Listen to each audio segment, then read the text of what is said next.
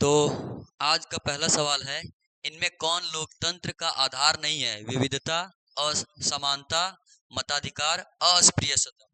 अस्पृश्यता। Very good.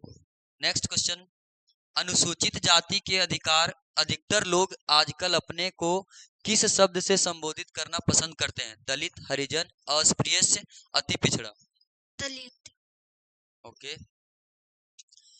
लोकतंत्र में अंतिम निर्णय लेने की शक्ति किसके पास होती है? राष्ट्रपति, राज्यपाल, भारत की जनता, प्रधानमंत्री के पास?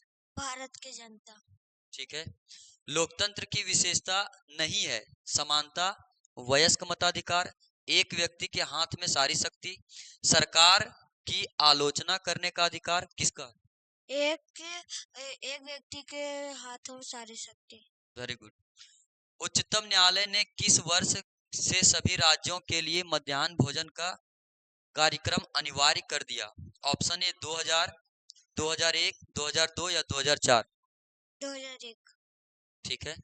लोकतंत्र की प्रमुख विशेषाधिकार क्या है? शिक्षित लोगों को विशेषाधिकार, धर्म की प्रधानता, समान सुविधा समान कानून, पुरुषों को विशेषाधिकार।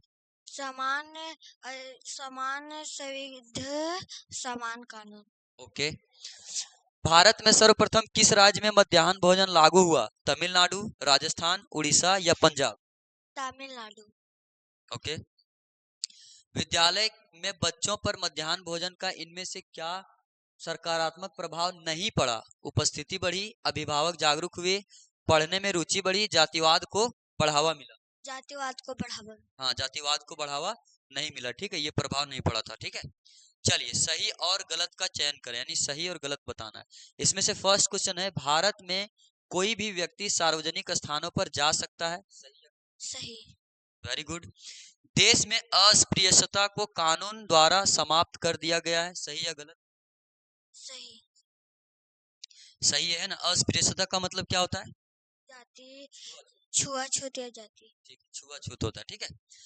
धर्म में आधार पर भेदभाव करने की घटनाएं अब भारतीय समाज में बिल्कुल नहीं होती? गलत। हाँ, ये बात गलत है। ठीक है। आज आतंकवाद एक विश्वव्यापी समस्या बन गया, ये सही है या गलत? सही। Very good.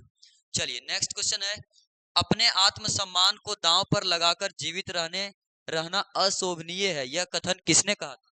Doctor Bhimrao Ambedkar. चलिए नेक्स्ट क्वेश्चन है, डॉक्टर भीमराव अंबेडकर संस्कृत के स्थान पर कौन सी भाषा पढ़ते थे? फारसी। Very good.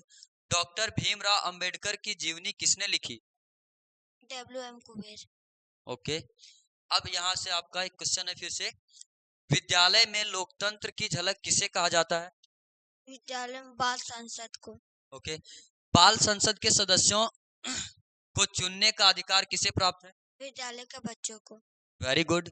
बाल संसद का संयोजक कौन होता है? शिक्षक। ओके। बाल संसद की बैठक कितने दिनों पर बुलाई जाती है? 15 दिनों पर। ठीक है। बाल संसद का स्वरूप कितने सदस्यों का होता है? 12 सदस्यों का होता है। ओके। चलिए, तो ये हमारा चैप्टर 1 था आज, है ना। चैप्टर 1 यानी लोकतंत्र को हम लोगों ने पढ़ा, और इसमें आपने बहुत ही ज्यादा अच्छे से सभी क्वेश्चन का जवाब दिया। ठीक है। अब हम लोग जब नेक्स्ट चैप्टर पढ़ लेंगे, उसके बाद फिर हम लोग आगे का क्वेश्चन इसी प्रकार से करने वाले हैं। ठीक है। Okay, thank you.